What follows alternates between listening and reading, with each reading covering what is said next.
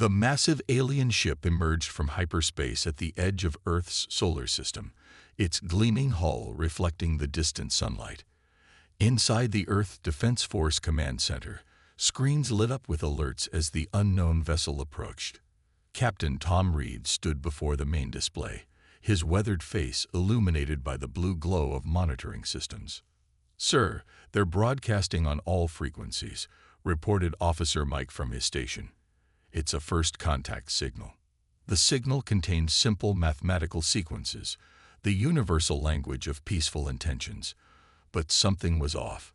Even as the alien ship maintained perfect diplomatic protocols, its crew's body language told a different story during the first video communication. "I am Ambassador Gray of the Galactic Council," the tall, silvery being announced. Its large eyes blinked rapidly as it studied the human bridge crew. "We come in peace and wish to welcome humanity into the greater galactic community." Reed noticed how the alien diplomat's hands twitched slightly when the camera view showed the weapon mounts on the Thunderchild's hull. Interesting. The ambassador's reaction wasn't fear. It was more like confusion. The following days brought a flurry of diplomatic meetings. The aliens requested tours of Earth's naval facilities, which the United Earth government gladly provided. It was during one such tour that Reed first realized something was truly strange about their visitors. Ambassador Gray and his team stopped dead in their tracks when they entered the shipyard's main construction bay. The massive skeleton of a new destroyer-class vessel hung suspended in the scaffolding, its armor plates being methodically attached by robotic arms. "This vessel," Gray said, his voice oddly strained, "it's being built from scratch." "Of course," Reed replied. "The Montana-class destroyers are our newest design. Pure warships, built for combat from the keel up. Is there another way to build them?" The alien delegation exchanged quick glances that Reed couldn't quite interpret. Their silver skin seemed to pale slightly, if that was even possible. "Fascinating," Gray said, though his tone suggested disturbing might have been a better word. "And these weapon hardpoints, they're part of the original design. Naturally, you can't properly integrate energy weapon systems as an afterthought. The power distribution network has to be built into the ship's very bones." With each explanation, the aliens grew more reserved. They asked increasingly technical questions about hull composition, shield harmonics, and power systems. Every answer seemed to disturb them more, though they maintained rigid diplomatic courtesy. Later that evening, Reed found himself in his office, reviewing footage from the tour. He zoomed in on the aliens' reactions, studying their faces frame by frame. 20 years of military service had taught him to trust his instincts, and right now, they were screaming that something wasn't adding up. He pulled up images of the alien vessel currently orbiting Earth. At first glance, it was an impressive ship, larger than anything humanity had built. But now, looking more carefully, he noticed oddities in its design. The weapon mounts seemed awkward, almost like they were additions to an existing structure rather than integral parts of the ship. His computer chimed with an incoming transmission. It was Officer Mike again. "Sir, you need to see this. Our deep space sensors just picked up a transmission from the alien ship. It's encrypted, but the energy signature suggests it's being sent directly to the Galactic Council." Reed leaned back in his chair, pieces of a puzzle he couldn't quite see beginning to form in his mind. The aliens' reactions to their ships, their strange questions about construction methods, their barely hidden discomfort. "Keep monitoring their communications," he ordered, "and get me everything we have on the structural analysis of their vessel. Something tells me we're missing a big piece of the picture here." As Earth celebrated its first contact with galactic civilization, Reed couldn't shake the feeling that their new alien friends weren't sharing everything. The way they looked at human warships wasn't just diplomatic interest, it was something closer to horror. But why would purpose-built warships horrify a spacefaring civilization? The answer to that question would soon shake the foundations of galactic society. But for now, Earth continued its happy dance of diplomatic relations, unaware that its approach to shipbuilding was about to turn the galaxy's political landscape upside down. 3 days after the shipyard tour, Ambassador Gray sat alone in his quarters aboard the Galactic Council vessel, composing his report with shaking hands. The humans' approach to shipbuilding wasn't just unusual, it was unprecedented in galactic history. Most concerning is their fundamental philosophy of warship construction, he wrote. Unlike all known civilizations, humans do not convert existing vessels for military use. Their warships are engineered specifically for combat, with no civilian applications possible. This represents a level of military specialization that the Council must address immediately. Meanwhile, on Earth, Captain Reed walked into a meeting room filled with both human and alien technical experts. Today's agenda: discussing the integration of Earth's defense systems with galactic standards. As he took his seat, he noticed the alien engineers hunched over tablets displaying schematics of the Thunderchild. "We have concerns about your power distribution system," one alien engineer said, his translator struggling with technical terms. "It seems to route 60% of total power generation directly to weapon systems. This must be an error." Reed shook his head. "No error. The Thunderchild is a warship. High power to weapons is a design priority." The alien engineers exchanged those same uncomfortable looks Reed had grown familiar with. One of them, braver than the others, asked, "But where are the civilian conversion mounts?" "The what?" "The standardized attachment points and power systems that allow military vessels to be converted back to civilian use after conflicts end.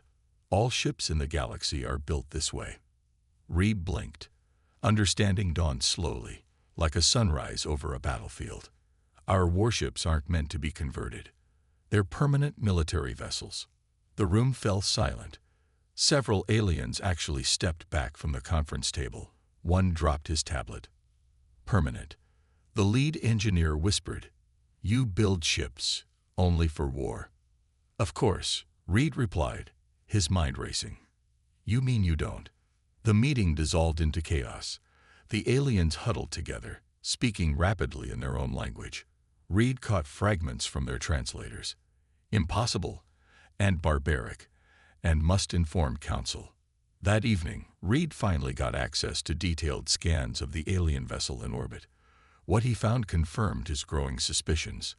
Their ship was originally a passenger liner, modified with weapon systems and armor plating. The modifications were clever, but clearly aftermarket additions. He took his findings to Admiral Stone's office. The Admiral, a practical man with more gray than black in his hair, listened silently as Reed explained. "So you're telling me," Stone said slowly, "that no one in the galaxy builds dedicated warships. They just modify civilian ships when they need them." "Yes, sir. And they're terrified that we do it differently. Their entire galactic society is built on the principle that warships are temporary conversions, not permanent military assets." Stone rubbed his temples. "No wonder they looked ready to faint in the shipyard. We're probably the first civilization they've met that builds ships specifically for war." "There's more, sir," Reed added. "I checked their historical records. Their civilizations have never faced a prolonged conflict.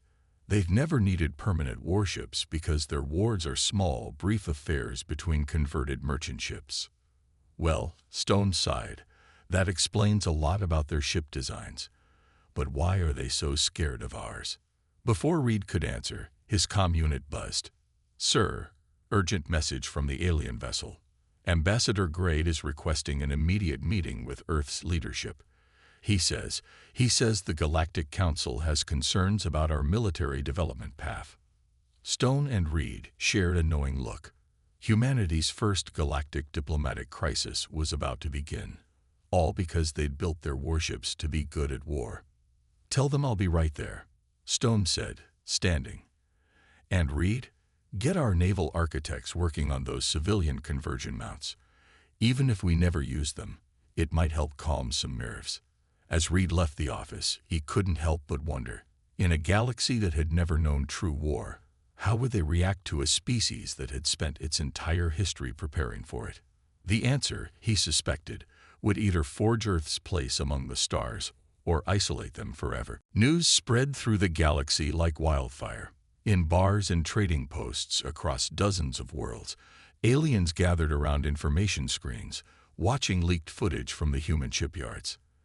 They stared in a mixture of fear and fascination at vessels built purely for combat, with no hint of civilian origins. On a distant space station, a group of rough-looking aliens huddled around a dark table.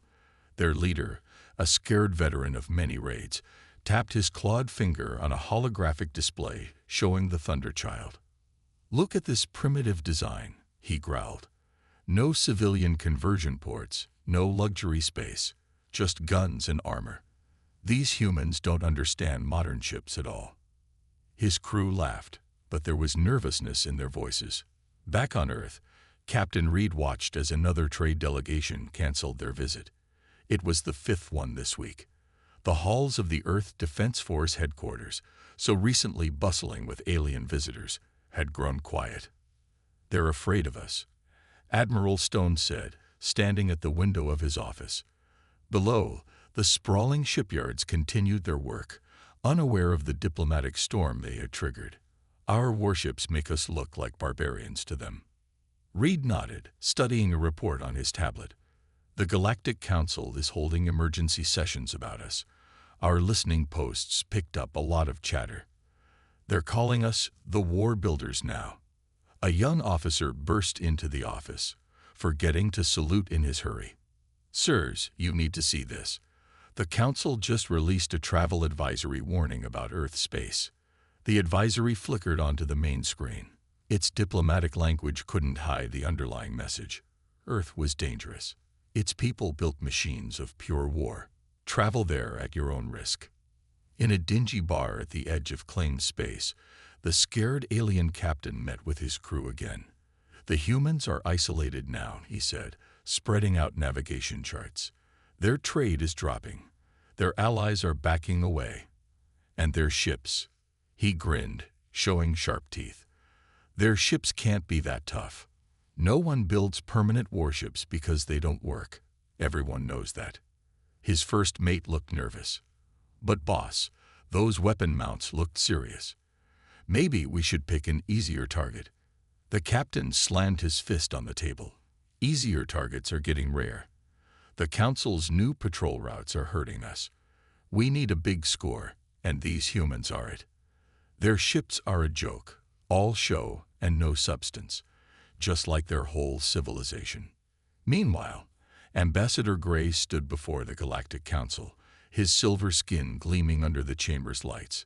"The humans represent an unprecedented situation," he said, his voice echoing in the vast hall. "They have developed along a completely different path than any known species. Their warships are an abomination," shouted one council member. "Machines built only for death are a sign of their true nature," called another. "No peaceful race builds such things." Gray raised his hands for silence. "They are different, yes, but they have not attacked anyone. They have not threatened anyone. They simply build their ships differently." "A difference that could destabilize the galaxy," rumbled an elder council member. "What happens when other races see these purpose-built warships, when they realize such things are possible? The arms race could destroy millennia of peace." As the council debated, Reed sat in his office on Earth, watching the stars through his window. The silence of space seemed heavier now, weighted with the judgment of a galaxy that didn't understand humanity's ways. His computer chimed. Another trade mission canceled. Another diplomatic meeting postponed. The isolation was growing, but so was something else, a tension in the darkness between the stars. "Sir," his computer announced, "long-range sensors detect increased activity in the outer system. Unknown ships appearing at the edges of our space." Reed straightened in his chair. Years of military experience told him what was coming. The galaxy's criminals and pirates would see Earth's isolation as weakness. They would think the warnings about human warships were just propaganda. They would learn differently very soon. and their lesson would show the galaxy exactly why humanity built its warships the way it did. The pirate fleet dropped out of hyperspace near Earth's outer colony on Mars, their converted cargo ships bristling with hastily mounted weapons. Their captain smiled as his sensors showed only a single Earth vessel guarding the colony, the Thunderchild. One ship. He laughed, his crew joining in. These humans are even weaker than we thought. Prepare to attack. Aboard the Thunderchild, Captain Reed watched the pirate ships approach. His crew worked calmly at their stations, years of training evident in their smooth movements. No one showed fear. No one showed worry. They had trained for this their entire careers. "Sir, picking up 8 hostile vessels," Officer Mike reported. "Looks like modified cargo haulers. Their weapons are interesting. Lots of external mounts, minimal shielding." Reed nodded. "Send the standard warning. Let's do this by the book." The warning went out. "This is EDF Thunderchild. You are entering restricted space. Turn back or be destroyed." Simple, clear, final. The pirates responded by opening fire. Their energy weapons, bolted onto civilian hulls, sprayed the space around Thunderchild with colorful but poorly focused beams. Several hits splashed against the destroyer's shields, which barely flickered. "Shields holding at 97%, reported the defense officer. "Their weapons are uncoordinated. Power systems look improvised." Reed stood from his command chair. "Show them what a real warship can do. Target their lead vessel. One shot, full power." Thunderchild's main gun, built into the very core of the ship, powered up. Energy flowed through systems designed from the ground up for this purpose. There was no waste, no inefficiency, no compromise. The weapon was part of the ship, and the ship was built for war. The beam lanced out, brilliant white against the black of space. It struck the pirate flagship dead center. The converted cargo ship's shields, designed to handle minor asteroid impacts, didn't even slow the beam down. The vessel split in half, its improvised weapon mounts tearing free as the hull broke apart. Silence fell across every ship in the battle. The pirates stared in horror at their destroyed flagship. The attack had taken less than 2 seconds. "By the void," whispered one pirate crew member, watching the debris scatter. "What kind of ship is that?" Reed's voice came across all channels again. "This is your final warning. The next shot will not be a warning." 2 pirate ships immediately turned to flee. The others, perhaps driven by desperation or disbelief, opened fire again. Their combined barrage looked impressive, lighting up space with multiple colors. Thunderchild's response was methodical, professional. Built-in weapon mounts swiveled with precision. Point defense systems, integrated into the hull during construction, picked off incoming missiles. The destroyer moved like a dancer, each system working in perfect harmony with the others. 3 more pirate ships erupted into flames before the rest finally turned to run. They didn't get far. Thunderchild's engines, purpose-built for combat maneuvers, pushed the destroyer into pursuit speeds that the converted cargo ships couldn't match. The entire battle lasted less than 15 minutes. As rescue pods were collected and prisoners secured, Reed noticed something interesting on his sensors. Dozens of ships lurked at the edge of the system. Civilian vessels, diplomatic ships, even a few Galactic Council observation posts. All of them had watched the battle. "Sir," Mike called out, "we're picking up massive data transmissions from the observation ships. They're broadcasting the battle footage across every major network in the galaxy." Reed smiled slightly. The galaxy had just learned why humans built dedicated warships.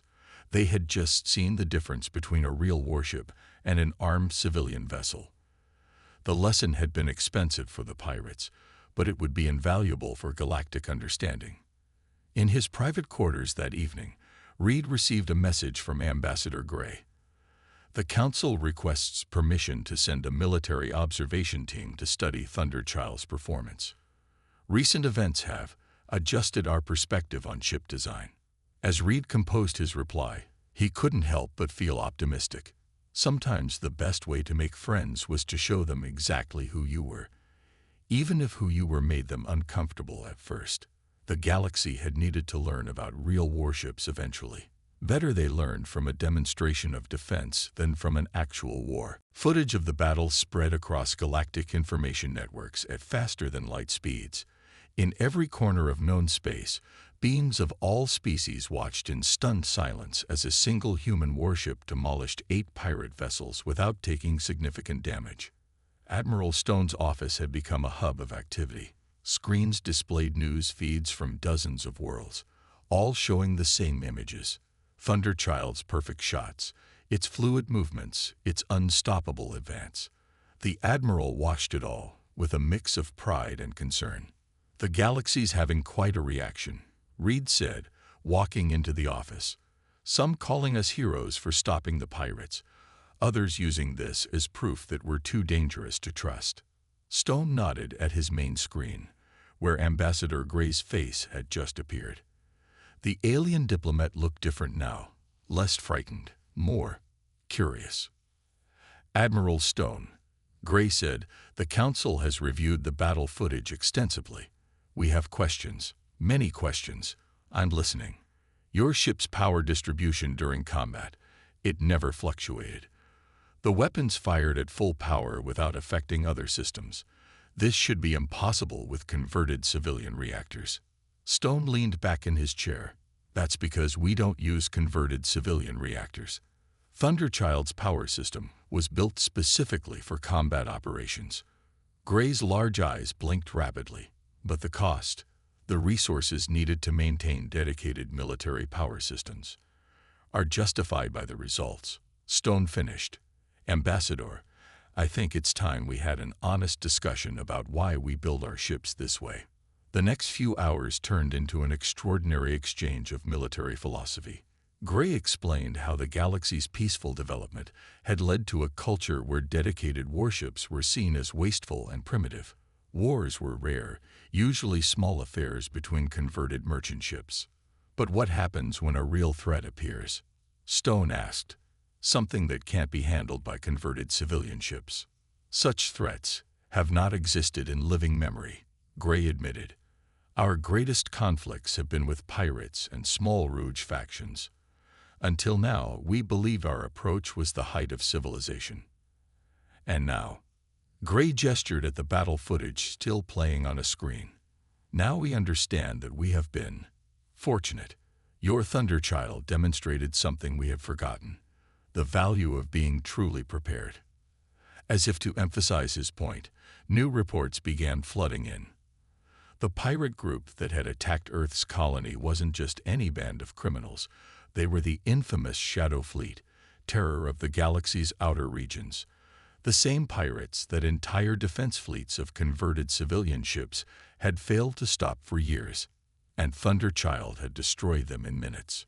"The Council is reconsidering its position," Gray continued. "Many members now argue that we have been naive, that the galaxy needs at least some dedicated warships. Some even suggest learning from human designs." Reed, who had been quietly listening, finally spoke up. "It's not about loving war, Ambassador. It's about being ready to protect what matters. Every system on our ships exists to keep our crews alive and our people safe." Gray's expression softened. "We understand that now. Looking at your ship's design again, we see something we missed before. Your weapons are powerful, yes, but your defensive systems are even more impressive. Your primary goal isn't to destroy, it's to survive. To protect," Stone corrected gently. "Everything we build to protect." The ambassador nodded slowly. "The Council requests permission to send engineering teams to study your shipbuilding methods, not to copy them exactly, but to understand your philosophy, to learn how to be better protectors." As Stone prepared to reply, more reports came in. The battle's impact was spreading. Worlds that had cut ties with Earth were now requesting renewed diplomatic contact. Trade ships were returning to Earth's space lanes. The galaxy's fear was being replaced by something else: respect. Reed smiled slightly. Sometimes the best way to make peace wasn't to hide your strength, but to show how responsibly you could use it. The galaxy had feared Earth's warships because they didn't understand them. Now they were learning that humanity's dedication to preparedness wasn't a sign of barbarism. It was a commitment to protection. The Galactic Council chamber buzzed with excited conversation as delegates from 100 worlds gathered for an emergency session. The massive hall, usually a place of calm deliberation, crackled with energy as the latest footage from Earth played on floating screens. In the center of the chamber, Admiral Stone stood calmly beside Captain Reed, both wearing their formal Earth Defense Force uniforms. They were the first humans ever invited to address the full council. The Thunderchild's performance wasn't exceptional by our standards, Stone explained to the assembled aliens. It was just a standard destroyer doing its job. Every ship in our fleet is built to the same specifications. A wave of murmurs swept through the chamber. A council member stood up, his crystalline body catching the light. "You mean you have more ships like this?" "Our entire fleet consists of specialized military vessels," Stone replied. "We believe anything less would be a disservice to our crews and the people we protect." Another council member, a being of pure energy contained in a floating sphere, moved forward. "But the resources required, the maintenance costs. How do you justify such expenditure in peacetime?" Reed stepped forward. "With respect, maintaining peace isn't free. Our ships are expensive, yes, but losing a colony or a civilization to an unexpected threat would cost far more." The chamber fell silent as the aliens considered this. Ambassador Gray, now standing among the council leaders, raised his hand. "Show them the historical records," he suggested. "They need to understand." Stone nodded and activated a holographic display. Images appeared in the air. Earth's ancient warships, from wooden vessels to steel battleships to space destroyers. Each image showed purpose-built warships, each designed purely for military use. "Our history taught us harsh lessons," Stone explained. "When threats appeared, converted civilian ships weren't enough. We learned to be prepared, not because we want war, but because we want to prevent it." A younger council member jumped up. "But your ship's very existence could start an arms race. Other worlds might feel compelled to build similar vessels." "Perhaps some should," Reed responded quietly. "Not to threaten others, but to protect their own. The pirates we defeated had terrorized your outer colonies for years. How many lives could have been saved with proper military vessels defending those worlds?" The chamber erupted in heated debate. Some council members argued for immediately adopting human military technology. Others warned of the dangers of militarization. The discussion grew louder until Ambassador Gray raised his hands for silence. "I have spent more time with the humans than anyone," he said. "At first, their warships terrified me. But now I understand something crucial. They build these ships precisely because they don't want to use them." He turned to face the council. "Look at their designs again. The strongest shields, the best armor, the most efficient escape pod systems. These aren't the ships of a species that wants war. They're the ships of a species that wants to survive it." The debate continued for hours. Reed and Stone answered countless questions about Earth's military philosophy, ship design, and defensive strategies. Slowly, understanding began to dawn among the council members. "Perhaps," said an elder council member, "we have been looking at this backwards. We saw warships as a sign of aggression, but in human hands, they're tools of prevention. The Thunderchild stopped the pirates not through overwhelming violence, but through clear demonstration of superior capability." As the session drew to a close, the council reached a surprising consensus. They would not demand that Earth change its shipbuilding practices. Instead, they would learn from them. A new program would be established, allowing other worlds to study human military design philosophy, not to copy it exactly, but to understand its principles. Walking back to their quarters that evening, Reed turned to Stone. "Think they really understand now?" Stone watched the alien city through the window, its towers glowing in the dying light of a foreign sun. "They're beginning to." Sometimes you have to show strength to avoid using it. Our ships don't make war more likely. They'd make aggressors think twice. In the distance, a group of alien children played with toy spaceships. One of them held a crude model of the Thunder Child, carefully crafted to match the news footage. The child made it soar through the air, not in an attack run, but in a protective circle around his friendships. The message was spreading. Protection, not aggression. Preparation, not provocation. The galaxy was learning that sometimes the best way to keep peace was to be very, very good at war. 6 months after the pirate incident, the Thunder Child glided through space alongside a very different kind of vessel. The alien ship, sleek and powerful, was the first of its kind. A hybrid design combining galactic technology with human military philosophy. Captain Reed watched from his bridge as the new ship performed its trial maneuvers. Its weapons weren't bolted on as afterthoughts, but integrated smoothly into its hull. Its shields weren't converted civilian barriers, but dedicated combat systems. "Beautiful ship," Admiral Stone said, standing beside Reed. The aliens learned fast when they put their minds to it. The new vessel, named Unity by the Galactic Council, represented something unprecedented. The first jointly designed human-alien warship. Not a converted civilian craft, but a true defender, built from the keel up for its protective role. Ambassador Gray's voice came through the comm system. "The Council's Defense Committee is very pleased with the trials," he said, his tone carrying none of the fear it had held 6 months ago. "Though I must admit, we made some interesting modifications to your design philosophy." On the main screen, Unity demonstrated its capabilities. Its weapons were powerful but focused on disabling rather than destroying targets. Its defense systems could protect not just itself but extend shields around civilian ships. It was, in many ways, the perfect blend of human military efficiency and alien diplomatic ideals. "Your design team surprised us too," Reed replied. "We never considered using telepathic metals in hull construction. The way it lets the crew instantly respond to threats is remarkable." The changes went far beyond ship design. Earth had been formally admitted to the Galactic Council, with a special advisory role in defense matters. Human military experts now worked with alien diplomats, teaching them the delicate balance between preparedness and restraint. Trade had exploded as well. Worlds that had once feared Earth now eagerly sought human protection technology. Not weapons, but defensive systems, shields, armor, and early warning devices. The galaxy was learning that safety didn't have to come at the cost of peace. In a nearby sector, a group of merchant ships traveled safely through once dangerous space.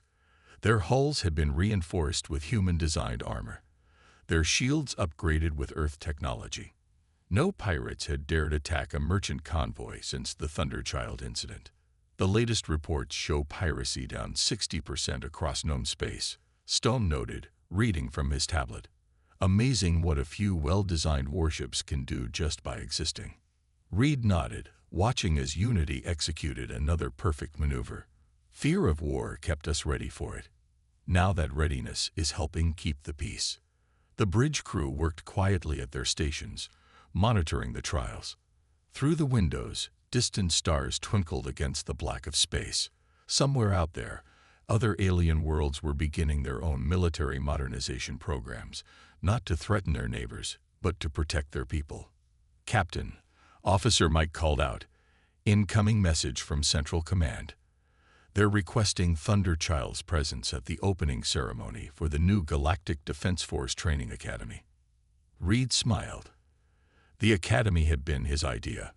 A place where species from across the galaxy could learn not just about military technology, but about the responsibility that came with it. Every cadet would spend time on both human and alien vessels, learning to balance strength with wisdom. Ambassador Gray appeared on the main screen, his silver skin reflecting the light of a nearby sun.